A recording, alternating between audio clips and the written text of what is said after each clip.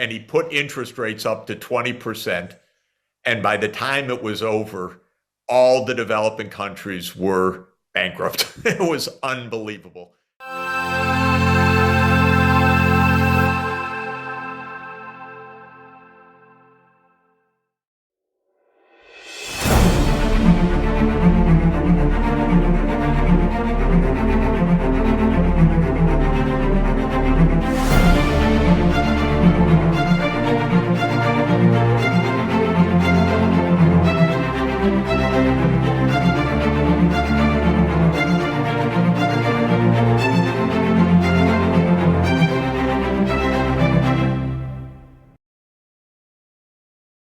No, we're definitely in rough waters. We're in a crisis. The crisis will get worse in the coming months, and it could get far worse.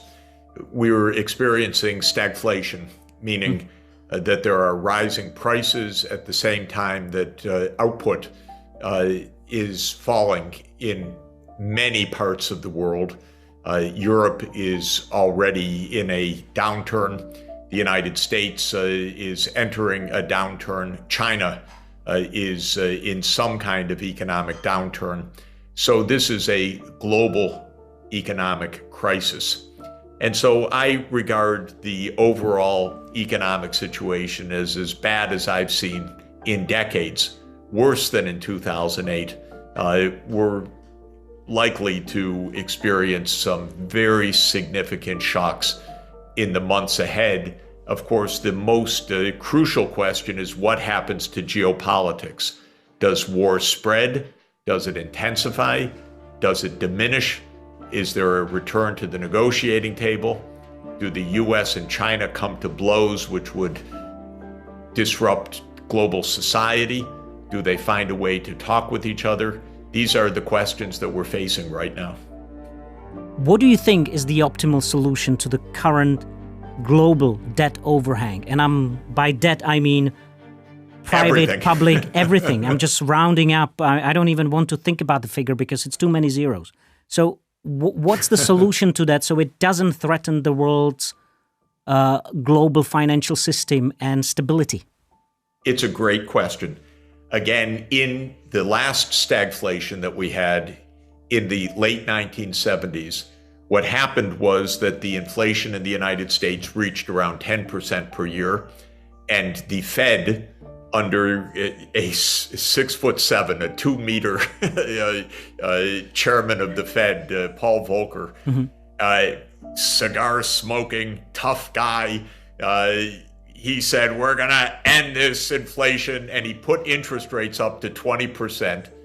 And by the time it was over, all the developing countries were bankrupt. It was unbelievable.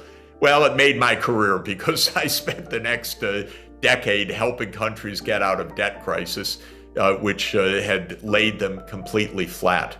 So if we go into this just with a naive financial squeeze right now, we'll end up with a lot of carnage, meaning a lot of countries in default, a lot of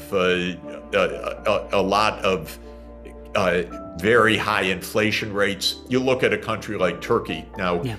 They have not managed their economy properly for years, but the inflation rate is reaching 100% per year right now. Argentina, the inflation rate is reaching 100%. There will be other countries experiencing this kind of runaway inflation. Maybe Ukraine is going to have a hyperinflation by the end of this crisis. Of course, we don't know. Is the developed world, are the developed economies and their financial system insulated from this impact that could be coming again from emerging markets or developing economies? It's interesting, you know, of course, in the 2010s, because the European Central Bank did not do a very good job under its president Trichet in the early years of the last decade, Greece nearly went bankrupt. And it wasn't so far for Ireland, Spain, Portugal, and even Italy. And Slovenia. So the Eurozone and Slovenia, the Eurozone almost collapsed. And it required Draghi's deft hand to prevent that collapse. Basically, the European Central Bank had to act as a lender of last resort to prevent a disaster. So central banks and their wisdom or lack of wisdom will determine a lot. In 2008, the Fed and the US Treasury stupidly drove Lehman Brothers into a bankruptcy one weekend in September 2008, and it cost the whole world trillions of dollars, that technical mistake that they made. And so when you're in a crisis, the first thing to say is these institutions are not so reliable, they're not so smart, they're not so foolproof that they necessarily avoid real damage. What we need to come to the positive answer to your question is we need to avoid a contagion of defaults and a contagion of insolvencies. And we also need to avoid simply telling dozens of countries, you need to contract sharply your public investment and your social spending and so forth. So I did not recommend simply austerity and contraction. I recommended always that the international counterparts, the creditors, play a role, a constructive role, a positive role in preventing crisis in the debtor countries. And in debt relief, regardless the potential risk of moral hazard debt relief depends on the circumstances. In the circumstances today, I'm not recommending cancellation of the face value of debts. What I am recommending is that one way or another, and it depends very much on the specific circumstances, that countries get the kinds of development finance that they need, even on a larger scale than now. And I'm talking about new debts on a long-term, low-interest rate basis so that these countries can continue to develop without going into default today. It's a tricky proposition for countries that have borrowed on the Eurobond market, governments that owe money right now. It may be that they have to say to the creditors, well, we need to extend the horizon for repayment under certain kinds of contracts where there are collective action clauses. This can be done fairly smoothly, and probably many countries are going to have to take that chance.